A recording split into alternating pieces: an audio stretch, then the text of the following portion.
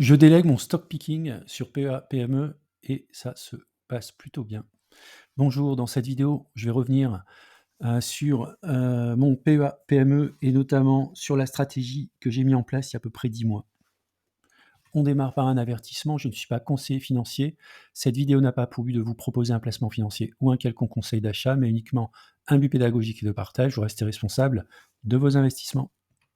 Alors effectivement, donc il y a 10 mois, donc j'avais fait une vidéo, vous expliquant, ma nouvelle stratégie sur le PA-PME, notamment, d'opter sur une délégation, en, déléguant donc, la gestion, alors non pas la gestion de mon PEA, mais en tout cas le contenu de mon PEA, plutôt que de faire du stock picking, eh bien, de choisir un fonds, qui lui est spécialisé, sur les PEA-PME et qui a prouvé par le passé ses performances. J'ai donc décidé, finalement, plutôt que de passer des heures et des heures à faire des analyses de sociétés, de taille, moyenne ou de PME, eh bien, j'ai décidé de le déléguer à Indépendance AM, en souscrivant à leur fonds Indépendance Europe Small.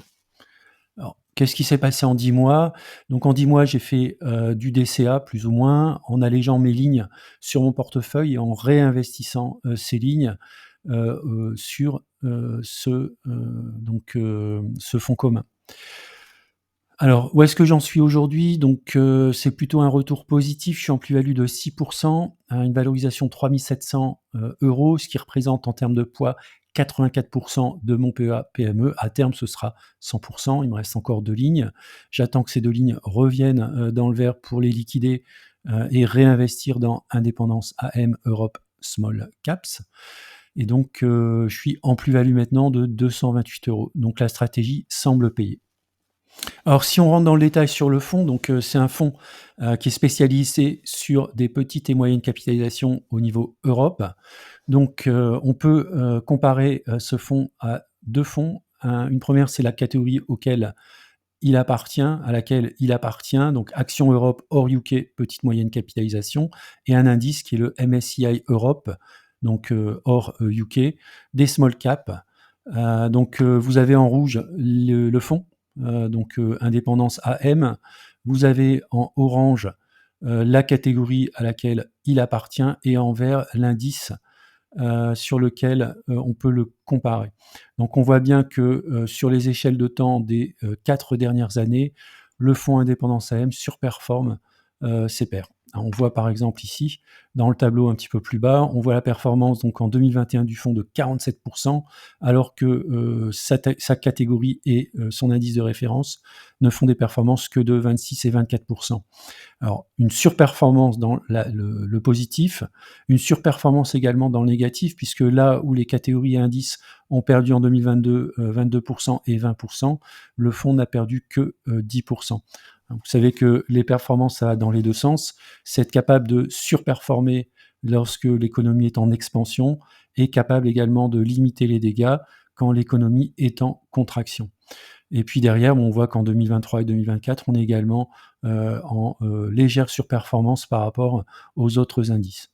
Alors au niveau de Morningstar, le fonds est classé 4 étoiles, bronze, au niveau du classement sur le Morningstar. Alors après, il y a d'autres informations. On peut regarder par exemple les performances un peu plus détaillées. Donc, comme le fonds n'existe que depuis la fin de l'année 2018, je crois, donc on a les données que depuis 2019. Les notations et risques, donc vous avez un petit peu le détail qui va être donné. Le bêta, donc le alpha et le bêta. Le alpha, c'est la surperformance par rapport à son indice de référence et le bêta, c'est la volatilité du fonds.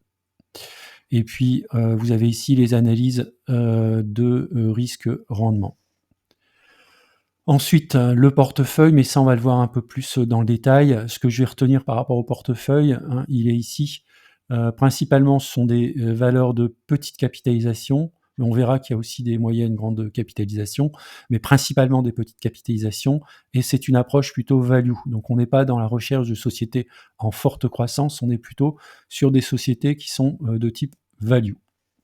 Alors vous avez ici la répartition du fonds, donc il y a quand même 3 de grande capitalisation, 20 de capitalisation moyenne et puis le reste, c'est-à-dire à peu près, 75-76%, même un peu plus, 78%, qui correspond à des petites et des micro-entreprises.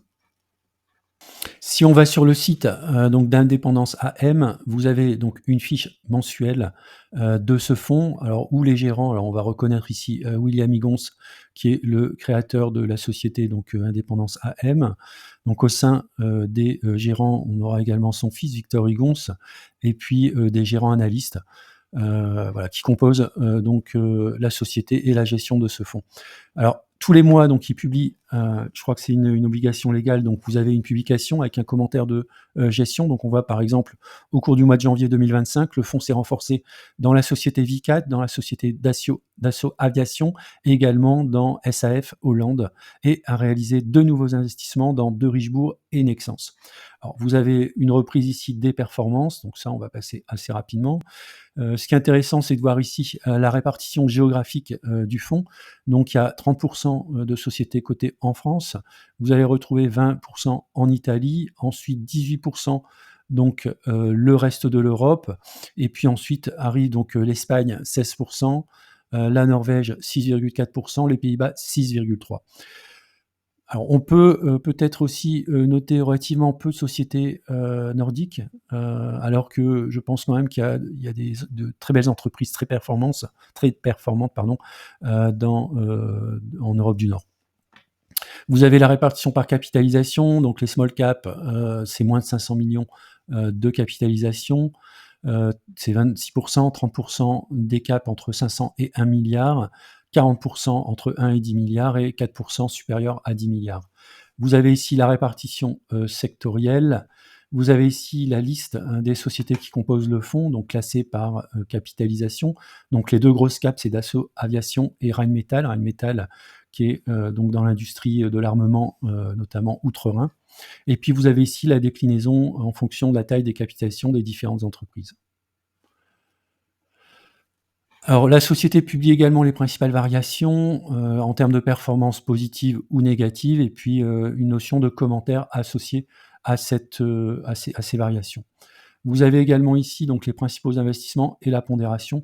Alors vous voyez, il y a beaucoup d'entreprises qui composent le fonds, hein, donc on n'est pas sur de la focalisation sur quelques entreprises. On a une répartition assez large avec, les plus grosses caps qui n'excèdent pas les 5%.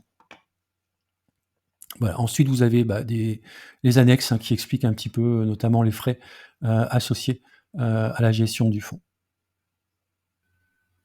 Donc en conclusion, ça se passe plutôt bien, par rapport à la stratégie, sur laquelle j'ai opté, sur les 10 derniers mois. Je vais continuer donc cette stratégie. Je vais renforcer au fur et à mesure voilà, c'est la fin de la vidéo. Je vous remercie de l'avoir regardée. N'hésitez pas à mettre un commentaire si vous le souhaitez et puis je vous dis à bientôt pour une prochaine vidéo.